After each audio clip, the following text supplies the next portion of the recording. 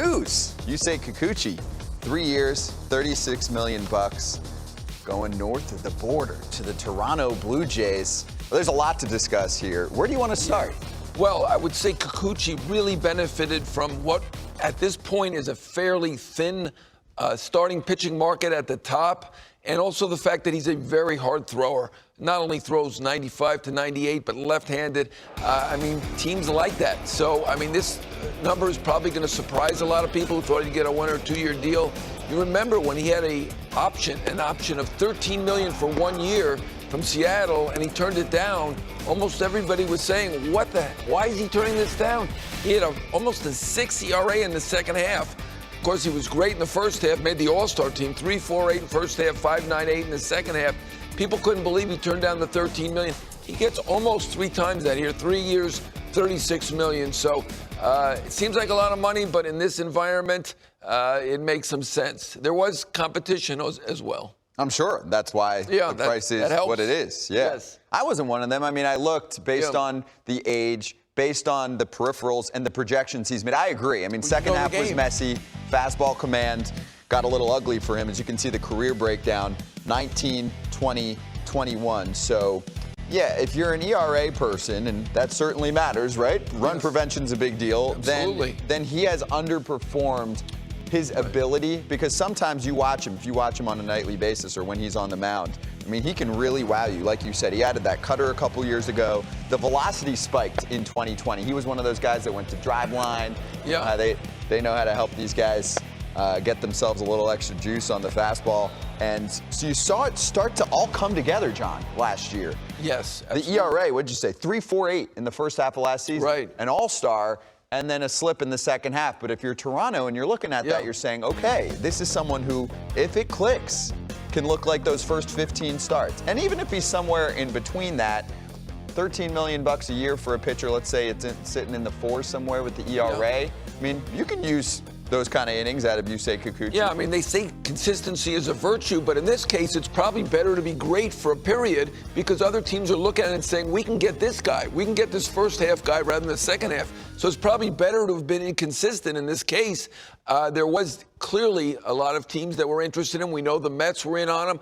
We don't know whether the new luxury tax might have affected the Mets a little. It seems like they're kind of playing, one of the rare teams right now playing in that trade market. So maybe they're a little bit leery of going for another $12 million a year player and going over that 4th tier cap or threshold of $290 million. So that might have affected the Mets there. The Twins clearly, they got good prospects. They have a good team on the field. They need pitching in the worst way. And it appears that they were probably the runner-up in this and trying hard, but probably didn't get to this level of $36 million. Yeah, he made a nice choice, though, to wait.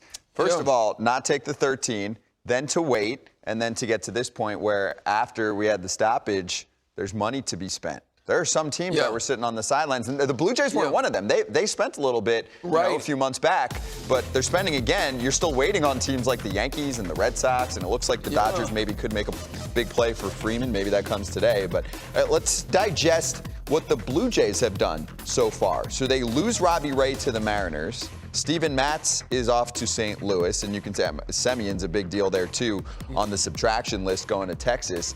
On the addition side, though, they're focusing on pitching at the moment. That lineup we saw last season, fantastic, really strong. They don't need to do much there. They were a really good team that barely missed the playoffs last year, and they're still playing for free agents who are hitters. So, their lineup is already excellent.